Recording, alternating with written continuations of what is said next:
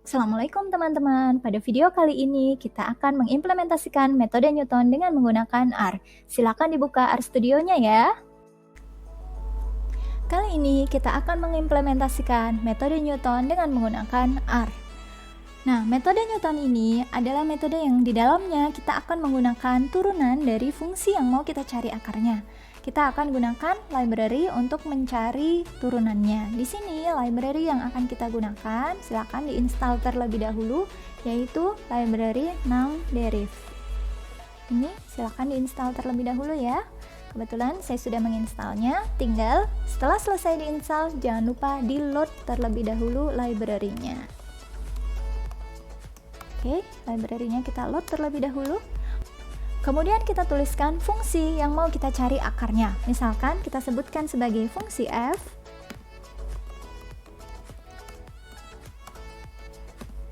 yaitu x pangkat 3 ditambah 4x kuadrat dikurangi 10. Sudah betul ya, ini sesuai dengan soal yang kita punya. Seperti juga contoh pada metode bisection kemarin. Kemudian P0-nya di soal disebutkan P0-nya adalah 1,5. Kita cek dulu nilai F P0-nya berapa. Kita run dulu ya. Nilai F P0-nya adalah 2,375.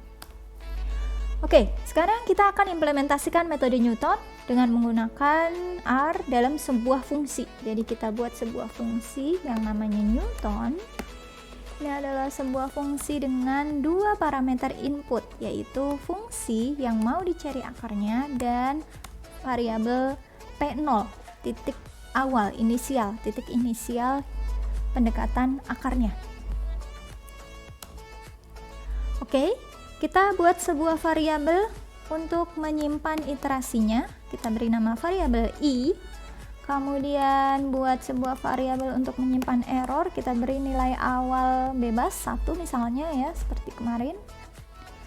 Nah, metode Newton ini juga metode yang iteratif, sehingga di sini kita akan menggunakan perulangan ya selama kondisinya apa kemarin? Ada dua kondisi berhenti yang kemarin kita gunakan ya. Yang pertama, perulangannya iterasinya akan berhenti apabila fp-nya sama dengan 0. Sehingga perulangan while akan berjalan apabila fp-nya, tadi namanya p0 ya, fp-nya tidak sama dengan 0. Dan kondisi yang kedua adalah perulangan ini akan berhenti apabila errornya sudah kurang dari 10 pangkat min 4. Jadi while ini akan terus berjalan apabila errornya masih lebih dari 10 pangkat min 4. Ini kondisinya. Kemudian apa yang terjadi di dalam ini? Yang terjadi adalah kita mengupdate nilai P-nya semakin mendekati ke nilai aslinya.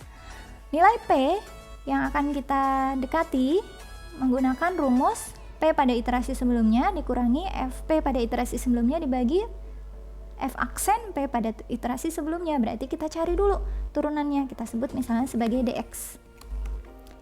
Turunannya didapatkan dari gen D dari fungsi dari library numDeriv. Kemudian fungsinya sama dengan F, ini F ini ya. Kemudian X-nya sama dengan X-nya kita gunakan P0. Seperti ini. Nah, kita ambil turunan pertamanya saja, nilai dari turunan pertamanya. Oke, kita hitung P1-nya.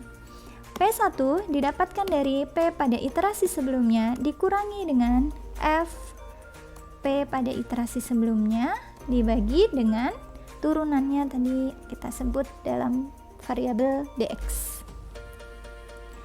Oke, seperti ini P1-nya. Nah, kita hitung terlebih dahulu errornya berapa. Jadi kita hitung nilai error adalah nilai absolut dari P1 dikurangi P0 dibagi dengan P1. Ini nilai errornya ya. Kemudian kita update nilai P0-nya menjadi nilai P yang baru, P1. Setelah itu jangan lupa iterasinya kita naikkan. Oke, setelah selesai ya, di luar while berarti setelah selesai while, jadi pada kondisi seperti itu tinggal kita cetak saja informasinya, iterasi ke berapa, kemudian tinggal kita return nilai P0 nya. Baik, setelah selesai seperti ini tinggal kita panggil saja fungsinya Newton dari fungsinya tadi di atas kita sebut sebagai fungsi f, kemudian P0. Oke, kita run. Nah, jadi soal yang sama seperti soal yang kemarin pada metode bisection, ternyata dengan menggunakan metode Newton cukup 4 iterasi saja didapatkan nilai pendekatan akarnya adalah 1,36523.